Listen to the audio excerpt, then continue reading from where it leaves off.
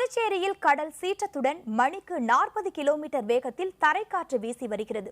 இது குறித்த கூடுதல் விவரங்களை செய்தியாளர் ரகுமானிடம் கேட்கலாம். ரகுமான், சொல்லுங்க, இந்த ஆழ்ந்த காற்றழுத்த தாழ்வு மண்டலம் தற்போது எங்கு காணப்படுகிறது? இது எப்போது கரையை கடக்கும்? அதாவது திவ்யா, இன்று காலை முதல் சூறைக்காற்று வீசிக் கொண்டிருந்தது. அதாவது புதுச்சேரியிலிருந்து வங்கக்கடலோரம் 100 கிலோமீட்டர் மையம் கொண்டிருந்ததா காலையிலே வானிலை நிலையம் தெரிவித்தது. ஆனால் தற்போது அந்த நேரம் தற்போது நெருங்கிவிட்டது என்றே தெரிகின்றது. ஏனென்றால் இங்கு வெகு வேகமாக இந்த சூறைக்காற்றானது தற்போது வீசிக் கொண்டிருக்கின்றது. அந்த காட்சிகளை தான் தற்போது நாம் நேரடியாக காட்டிக் கொண்டிருக்கிறோம். நாம் நிற்பது புதுச்சேரி கடற்கரை. இந்த கடற்கரையிலே தற்போது இந்த காற்று பலமாக வீசுவதால் தற்போது இந்த கடல் அலைகள் ஆக்ரோஷத்துடன் கிட்டத்தட்ட 15-20 மீட்டர் தூரத்திற்கு இந்த அலைகள் அடித்துக் கொண்டிருக்கின்றன. அது மட்டுமல்லாமல் இதை காண்பதற்காக ஏராளமான சுற்றுலாவினர்கள் இந்த கடற்கரை ஓரம் வந்தார்கள். அவர்கள் அங்கிருந்து அப்புறப்படுத்தும் பணியிலே தற்போது காவல்துறை ஈடுபட்டிருக்கிறார்கள். உடனடியாக பாதுகாப்பு கருதி அவர்கள் இங்கிருந்து அப்புறப்படுத்தியிருக்கின்றார்கள். தொடர்ந்து இந்த பகுதியிலே தற்போது இந்த காற்றின் வேகமானது தொடர்ந்து அதிகரித்துக் கொண்டிருக்கின்றது. அதாவது வானிலை ஆராய்ச்சி நிலையம் அறிவித்தது போன்று இந்த காற்றழுத்த தாழ்வு நிலையானது தற்போது புதுச்சேரியை கடந்து கொண்டிருக்கின்றது என்று தெரிய வருகின்றது. இதனுடைய வேகமானது படிப்படியாக தற்போது அதிகரித்துக் கொண்டே இருக்கின்றது. இதே நிலை நீடித்தால் இதனுடைய தாக்கம் நகர்ப்பகுதியிலே கண்டிப்பாக இருக்கும். அதே நேரம் புறநகர் பகுதியிலும் இதனுடைய தாக்கம் கண்டிப்பாக இருக்கும். இருந்த போதிலும் இந்த ஏற்படக்கூடிய பாதிப்புகளை சமாளிப்பதற்காக தற்போது புதுச்சேரி அரசு எல்லா விதத்திலும் முடுக்கிவிட்டிருக்கிறார்கள். ஆங்காங்கே வருவாய்த்துறை அதிகாரிகளும் மற்றும் காவல்துறையினர், தீயணைப்புத்துறை அனைவரும் தற்போது பாதுகாப்பு படையில் ஈடுபடுத்தப்பட்டிருக்கிறார்கள். ஆகவே புதுச்சேரி அரசு அனைத்து விதத்திலும் தயாராக இருக்கின்றது. திவ்யா, ரகுமான், இந்த ஆழ்ந்த காற்றழுத்த தாழ்வு மண்டலம் கரையை கடக்கும் போது என்ன மாதிரியான பாதிப்புகள் ஏற்பட வாய்ப்பு இருக்கு?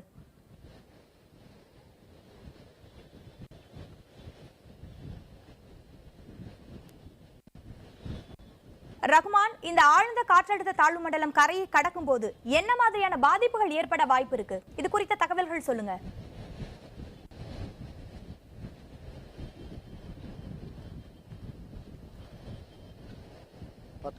ரகுமான், இணைப்பில் இருக்கீங்களா?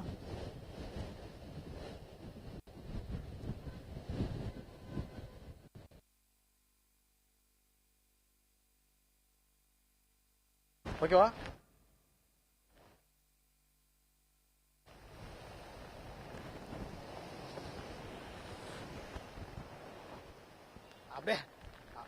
அப்படியே கடல்ல கொண்டு போட போகுது, பார்த்து. ஓகே,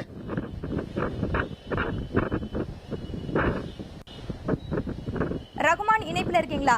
ரகுமான், ஆழ்ந்த காற்றழுத்த தாழ்வு மண்டலம் கரையை கடக்கும் போது என்ன மாதிரியான பாதிப்புகள்? கண்டிப்பா திவ்யா, அதாவது நம் காலையிலே சூறைக்காற்றானது பலமாக இருந்த நேரத்திலே ஏராளமான மரங்கள் முறிந்து விழுந்தது. ஒரு வீடு இடிந்து விழுந்து கூட ஒரு முதியவர் பலியானார்கள். இதனைத் தொடர்ந்து தற்போது காற்றினுடைய வேகமானது தொடர்ந்து அதிகரித்துக் கொண்டே இருக்கின்றது. ஆகவே இந்த காற்றுடைய வேகத்தின் தன்மையை காண்பிக்க வேண்டும் என்பதற்காகத்தான் நாம் இந்த பகுதியில் நின்று கொண்டிருக்கின்றோம்.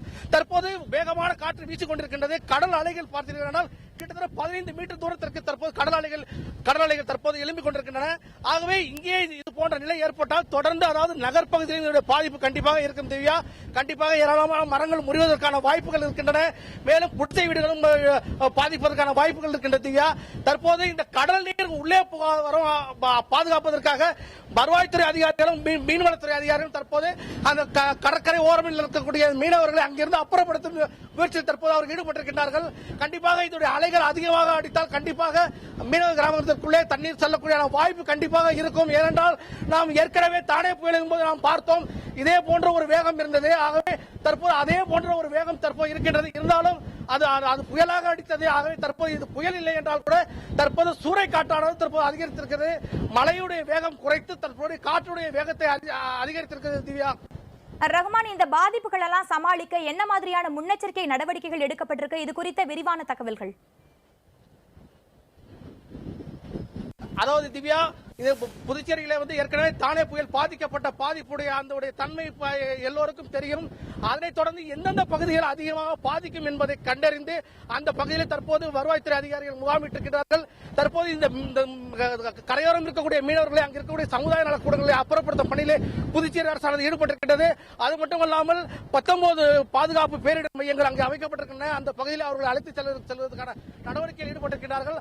அது மட்டுமல்லாமல் தற்போது அவர்களுக்கு தேவையான உணவு, குடிநீர் குடிநீர் உள்ளிட்டவைகளும் வழங்குவதற்கான முயற்சி ஈடுபட்டிருக்கிறார்கள். தற்போது காற்றினுடைய வேகம் அதிகரிக்கும் காரணத்தால் தற்போது ஒரு சில இடங்களிலே அந்த வருவாய்த்துறை அதிகாரிகள் செல்லவில்லை என்று தெரிய வருகிறது. ஆகவே அந்தந்த பகுதிகளிலிருந்தும் தற்போது அவர்களை பாதுகாக்கவும் அவர்களுக்கு தேவையான உதவிகளை செய்வதற்கான முயற்சியிலே தற்போது புதுச்சேரி அரசு ஈடுபட்டு வருகிறது. திவ்யா, தொடர்ந்து அதாவது இதனுடைய வேகம் எந்த அளவுக்கு போகும் என்பதே இன்னும் ஒரு சில மணித்துறைகளை தற்போது தெரிய வரும். திவ்யா, நீங்க இணைப்பிலேயே இருங்க ரகுமான். தொடர்ந்து புதுச்சேரி மாநில முதல்வர் திரு ரங்கசாமி அவர்கள் இணைப்பில் இருக்கிறார். வணக்கம் சார். திரு முதல்வர் ரங்கசாமி அவர்கள் இணைப்பு துண்டிக்கப்பட்டிருக்கு. தொடர்ந்து நம்ம செய்தியாளர் ரகுமானிடம் கேட்கலாம். ரகுமான், நீங்க தொடர்ந்து சொல்லுங்க, அந்த பாதிப்புகளை தடுக்க என்ன மாதிரியான முன்னெச்சரிக்கை நடவடிக்கை எடுக்கப்பட்டிருக்கு? இது குறித்த கூடுதல் விவரங்களை பதிவு பண்ணுங்க. அதாவது திவ்யா, புதுச்சேரி மட்டுமல்ல, இதனுடைய பாதிப்பு காரைக்கால் வரை இருக்கின்றது. காரைக்கால் இருக்கக்கூடிய கடலோர பகுதியில் அனைத்தும் தற்போது அந்த கடல் நீரானது உள்ளே புகுந்து அந்த பகுதியில் இருக்கக்கூடிய பெரும்பாலான மீனவ வீடுகளும் பாதிக்கப்பட்டிருக்கிறதா அங்கிருந்து தகவல் வந்து கொண்டிருக்கின்றன. அது மட்டுமல்லாமல் இங்க புதுச்சேரியில் இருக்கக்கூடிய அதாவது கடலோர கிராமங்கள் கிட்டத்தட்ட 15க்கும் மேற்பட்ட கிராமங்கள் இருக்கின்றன. அந்த கிராமங்களிலும் இந்த கடலுடைய நீர், அதாவது கடல் சீற்றத்தினால் வீசப்பட்ட நீர் அங்கு உள்ளே புகுந்திருக்கிறதாக தகவல் சொல்லப்பட்டு. ரகுமான், நீங்க இணைப்பில் இருங்க. தொடர்ந்து புதுச்சேரி முதலமைச்சர் திரு ரங்கசாமி அவர்கள் இணைப்பில் இருக்கிறார். அவர்கள்ட்ட கேட்கலாம். வணக்கம் சார். வணக்கம் சார். இந்த புயல் இப்ப புதுச்சேரியில இந்த ஆழ்ந்த காற்றழுத்த தாழ்வு மண்டலம் இன்னும் சில நேரங்கள்ல கரையை கடக்க இருக்கு. இதை எதிர்கொள்ள மாநில அரசு எந்த அளவுக்கு தயார் நிலையில இருக்கு? தேவையான அத்தனை முன்னெச்சரிக்கை நடவடிக்கை எடுத்திருக்கிறோம். சில இடங்கள்ல மின் இணைப்புலாம் துண்டிக்கப்பட்டிருக்கு. சில இடங்கள்ல வந்து மரங்கள் சாலையில ஒரு சில இடங்கள்ல மரங்கள் விழுந்திருக்குது. அதை உடனடியாக அப்புறப்படுத்துறதுக்கு நம்ம தீயணைப்புத்துறை, பொதுப்பணித்துறை, உள்ளாட்சித்துறை எல்லாம் நடவடிக்கை எடுத்துட்டு இருக்காங்க. தாழ்வான பகுதியில் இருக்கிற தண்ணீர் அகற்றுவதற்கு நடவடிக்கை எடுத்துட்டு இருக்கோம்.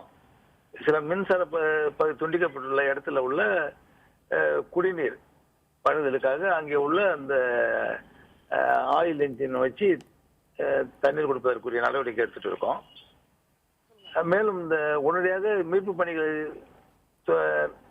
தேவைப்படுகின்ற இடங்களுக்கு கொடுப்பதற்குரிய அத்தனை நடவடிக்கையும் துறை எடுத்துட்டு இருக்காங்க. அந்த நடவடிக்கை எடுத்துட்டு இருக்காங்க. எல்லா துறைகளும், பொதுப்பணித்துறை, மின்துறை, நம்முடைய மாவட்ட ஆட்சியர் அலுவலகம், இவங்க எல்லாமே தயார் நிலையில இருக்கிறாங்க. தன்னுடைய பணி செய்து கொண்டிருக்காங்க. அரசானது அத்தனை முன்னெச்சரிக்கை நடவடிக்கையும் எடுத்துட்டு இருக்கு. சார், கடலோர பகுதிகளில் மக்களுக்கு எந்த மாதிரியான பாதுகாப்பு வசதிகள்லாம் செஞ்சு கொடுக்கப்பட்டிருக்கு? கடலோர பகுதியில் மக்களுக்கு அங்க தங்குவதற்குரிய வசதி அத்தனை பள்ளிக்கூடங்கள், நம்முடைய அந்த அரசனுடைய கூடங்கள் இவங்கெல்லாம் திறந்து வைக்கப்பட்டிருக்கின்றது. இப்போ தற்சமயம் வந்து இப்போ மழை இல்லாத நிலையில் தான் இப்போ இருக்கு. மழை இப்போ அதிகம் இல்லை, இப்போ இல்லை இந்த நேரத்தில். இப்போ மதியம் அந்த ஒரு 12:30 மணிக்கு மேல காத்து கடக்கலாம் அப்படின்னு சொல்லிட்டு இருக்காங்க. அது ஒரு நடவடிக்கை முன்னெச்சரிக்கை அரசு எடுத்திருக்கு. சார், இந்த ஆழ்ந்த காற்றழுத்த தாழ்வு மண்டலம் காரைக்கால்ல அதிகமா காணப்படுது அப்படின்னு சொல்லப்பட்டிருக்கு. காரைக்கால்ல என்ன மாதிரி நடவடிக்கைகள் எடுக்கப்பட்டிருக்கு? காரைக்கால்ல மழை இருக்குதுன்னு சொன்னாங்க. தேவையான நடவடிக்கை அரசு எடுத்திருக்கு. அங்கேயும் இதே மாதிரி தேவையான நடவடிக்கை எடுத்துட்டு இருக்கோம். சார், இந்த முன்னெச்சரிக்கை நடவடிக்கைகள்லாம் மேற்கொள்றதுக்கு எத்தனை டீம்கள் அமைக்கப்பட்டிருக்கு? என்னென்ன படைகள்லாம் இதுல செயல்படுறாங்க? எல்லா பணிகளும் நேற்று தினத்திலிருந்து நம்முடைய அரசு அதிகாரிகள் எல்லாம் அந்த பணியில ஈடுபட்டிருக்காங்க. இன்று எல்லோரும் இன்னைக்கு தயார் நிலையில் தான் இருக்காங்க. எல்லா துறையும் தயார் நிலையில இருக்காங்க. நன்றி, வணக்கம்.